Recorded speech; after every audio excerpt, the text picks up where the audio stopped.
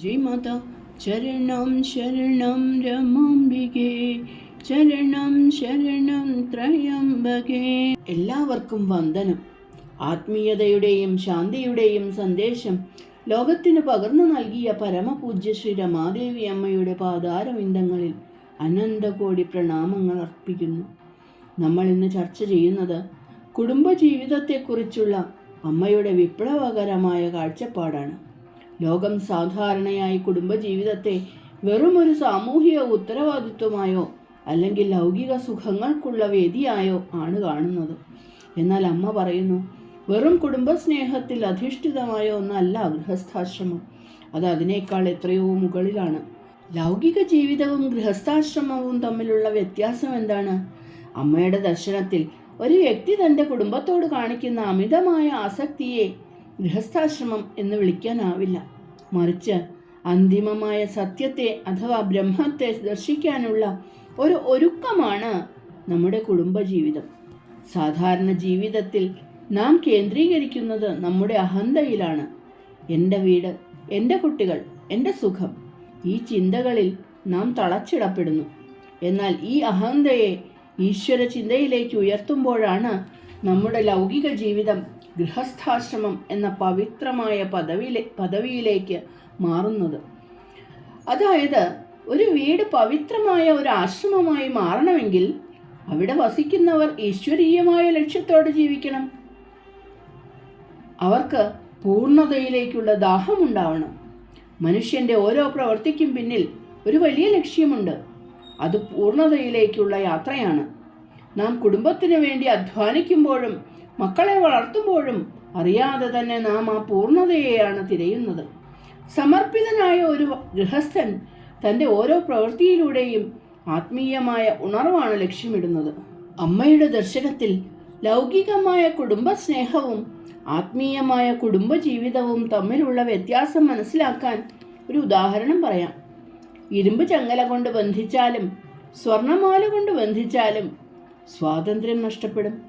കുടുംബത്തോടുള്ള അന്ധമായ ആസക്തി നമ്മെ തളച്ചിടുന്ന സ്വർണമാല പോലെയാണ്. എന്നാൽ കുടുംബത്തെ ഈശ്വരൻ്റെ രൂപമായി കണ്ട് സ്നേഹിക്കുമ്പോൾ ആ മാല അഴിഞ്ഞു വീഴുകയും നാം സ്വതന്ത്രരാവുകയും ചെയ്യുന്നു. നമ്മുടെ വീട് ബ്രഹ്മാനുഭൂതിയിലേക്കുള്ള ഒരു ട്രെയിനിങ് സെൻ്ററാണ്.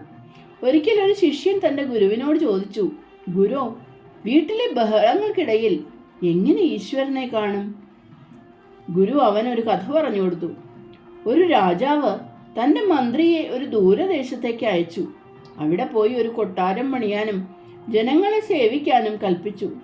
മന്ത്രി അവിടെ പോയി കൊട്ടാരം പണിതു, വിവാഹം കഴിച്ചു, മക്കളുണ്ടായി.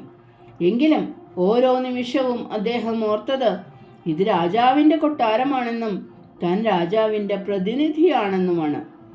നമ്മുടെ വീടിനെക്കുറിച്ച് ഇതേ ബോധമാണ് അമ്മ നമുക്ക് നൽകുന്നത്. നമ്മുടെ മക്കളും പങ്കാളിയും ഈശ്വരൻ്റെ പ്രതിനിധികളാണ്. ഞാൻ എന്ന കേന്ദ്രത്തിൽ നിന്ന് മാറി ഈശ്വരൻ എന്ന കേന്ദ്രത്തിലേക്ക് നമ്മുടെ ബോധം മാറുന്ന നിമിഷം നമ്മുടെ ലൗകിക ജീവിതം ഗൃഹസ്ഥാശ്രമം ആയി മാറുന്നു. മറ്റൊരു മനോഹരമായ ഉദാഹരണം അമ്മയുടെ വാക്കുകളെ ഓർമ്മിപ്പിക്കുന്നു. കപ്പൽ വെള്ളത്തിലാണ് കിടക്കുന്നത്.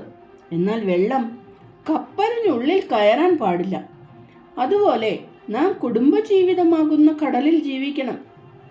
എന്നാൽ കുടുംബത്തിലെ പ്രശ്നങ്ങളോ ആസക്തിയോ നമ്മുടെ ഉള്ളിലേക്ക് കയറരുത്.